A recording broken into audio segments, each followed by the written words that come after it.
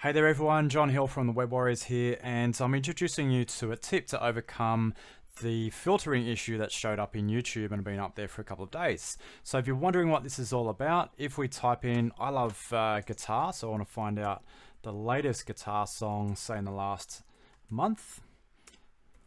And normally what would happen is I would hit search, it will show me like all the results ever.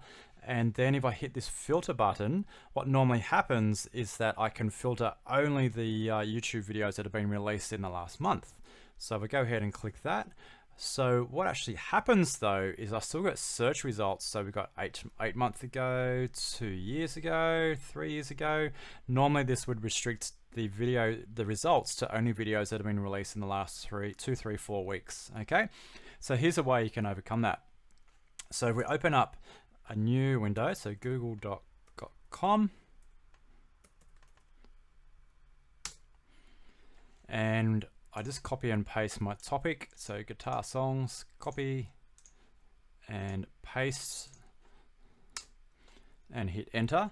So I've got my songs there. I probably want to include YouTube as well.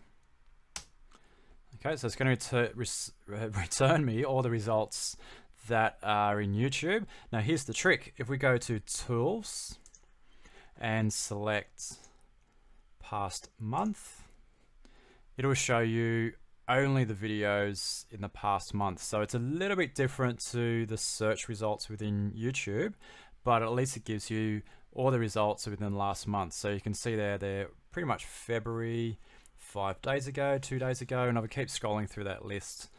You'll see that it's restricted to only results in the last month. Okay, so there you are. There's our tip. If you're stuck with the YouTube filter not working, that is how to overcome it. Hope you enjoyed that tip and see you in our next one.